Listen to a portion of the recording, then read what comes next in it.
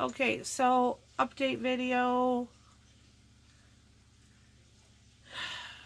I'll try to do this one quicker because I just had to redo this one because I was starting to rant and nobody really wants to hear that. Anyway, my Avastin infusions with my chemo and my lovely Optune that Hazel's doing for me now is the combination, or a combination of the three, has shrunk my tumor. So I'm going to see my neuro-oncologist on the 16th and I'll get more information. But basically it's a little bit smaller, not tiny, because it was huge to begin with. It's not going to save my life, but it will buy me some more time. Hopefully. I've already lived 9 months on the brain cancer. The survival rate is, at best, is 12 to 15 months. And that's, some pretty, that's with stuff going really, really well. So, basically, that's good news. Anyway, so, as everybody knows, if you've been watching my videos, I got abandoned, and that really sucked, because I didn't do anything but get cancer. And, I've never chased a man in my life, and I'm not going to start now. I'm better than that. And I think there's a mosquito flying around me, trying to bite my swollen foot. But anyway, so I take a lot of pills. Anybody that knows somebody closely that had cancer or has cancer, there's a lot of drugs involved, and they make you not well, especially brain cancer when you have seizures, and the medicine is horrible. So I get up really early and I take my medicine, and then I go back to sleep because it makes me shaky and I can't walk, and it makes me dizzy. So it's, hi Gabby, lay down. So basically I went back to bed. Now my ex knows this because he had been taking care of me, so he knows that I go back to bed and let the drugs do their thing. So this morning there's a knock at the door, and I'm like, it's like 10 o'clock, and I don't even get out of bed. I don't even wake up till 11:30 because I get up so early before the sun is up. He's out there with a truck. Now, I tried to text this guy all week and say, hey, I've got this and this and this going on. And he knew this because he was the one that was supposed to drive me to these appointments. And he honestly expected that I was gonna, I don't know, like get in the car with him, and so he could still be the hero. I don't know. But that crap wasn't gonna happen. And I made other arrangements for all my appointments. So he never set up a time to come and get his crap. Hazel packed everything up, and it was horrible. It was completely horrible for her because she had to pack up his daughter's room, and his daughter has no clue what's going on. So, that breaks my heart because we all love her so much. Anyway, I text him and I say, you're going to have to give me a minute because you know that I can't walk in the morning. And he starts knocking again.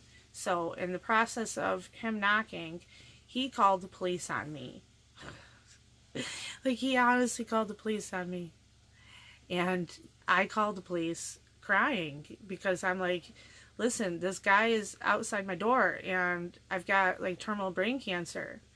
And I like at serious risk, like a serious health risk with all this crap in my system. And the lady she was super nice, and the Antrim County Sheriff's Department, they were super helpful about the whole thing. But basically, how in the world does this happen to me? Because I'm not like a bad person. I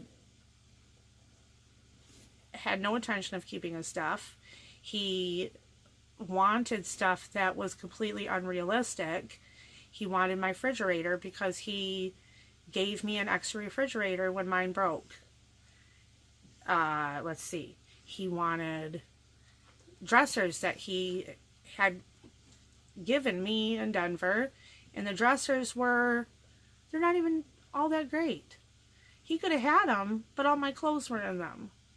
So, yeah, he gave me a deep freezer that I didn't ask for, and he wanted that back. I'm like, listen, you can have all this crap, but I'm not doing this all right now. And I was having a moment. And if I get too upset, I start to have tremors, and I'll have a seizure. And then my chest was hurting, and I couldn't breathe. So I went back to the bedroom.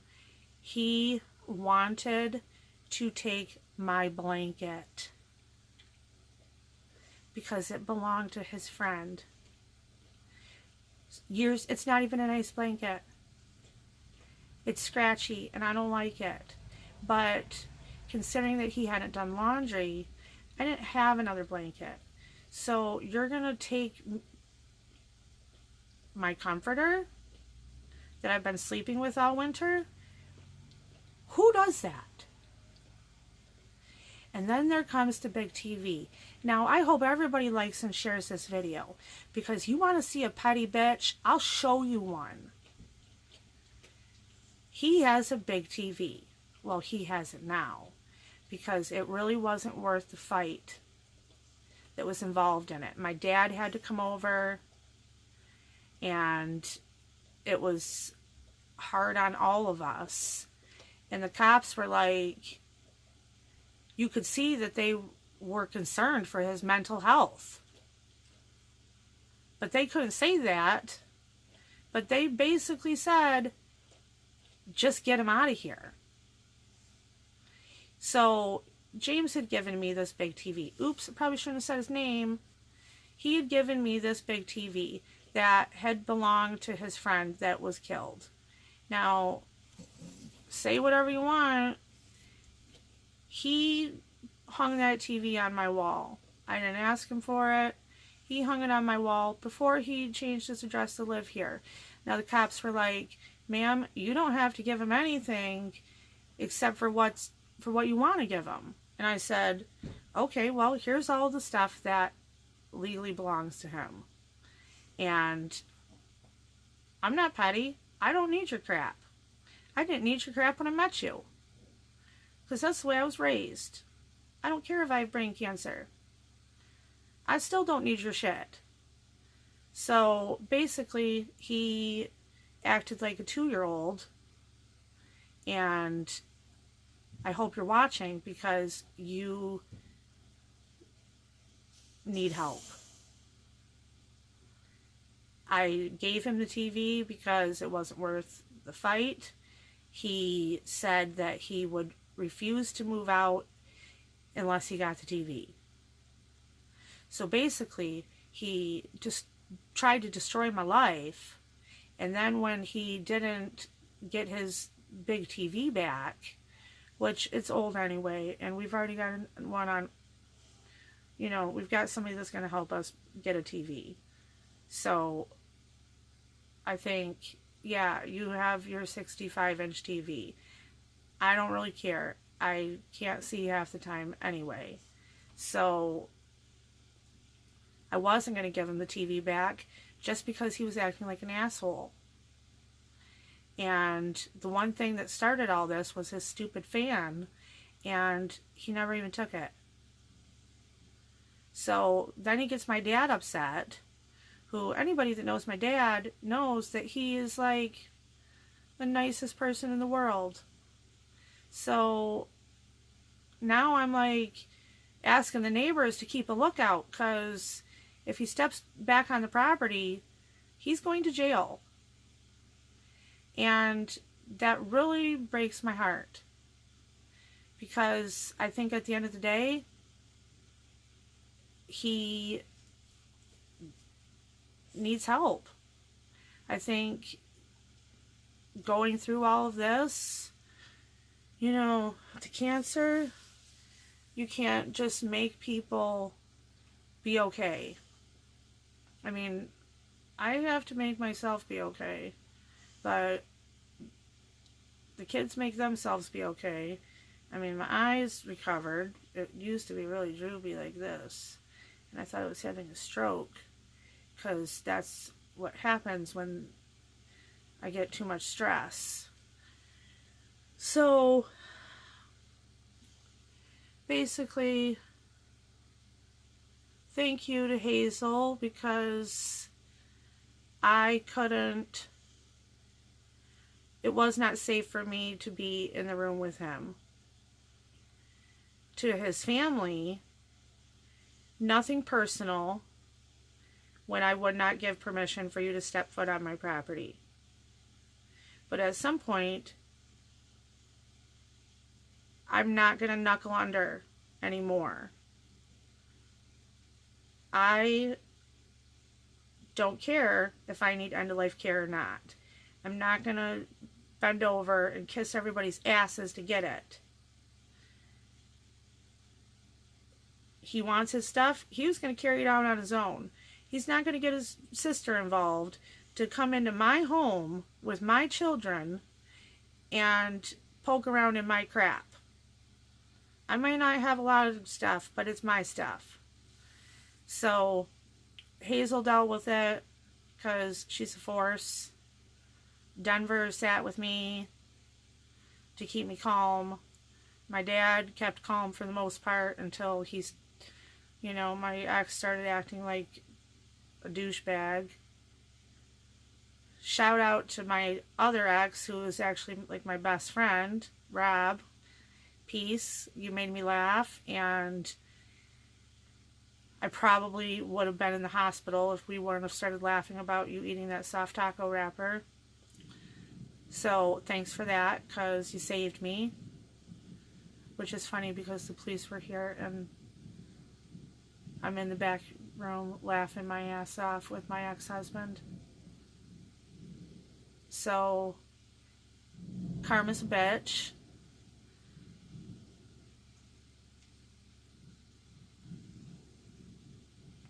Hopefully my karma is okay. I'm kind of wondering what I did at this point, but you know, I love you all. I love you, Hazel. I love you, Denver. You guys are my world. And I apologize. I apologize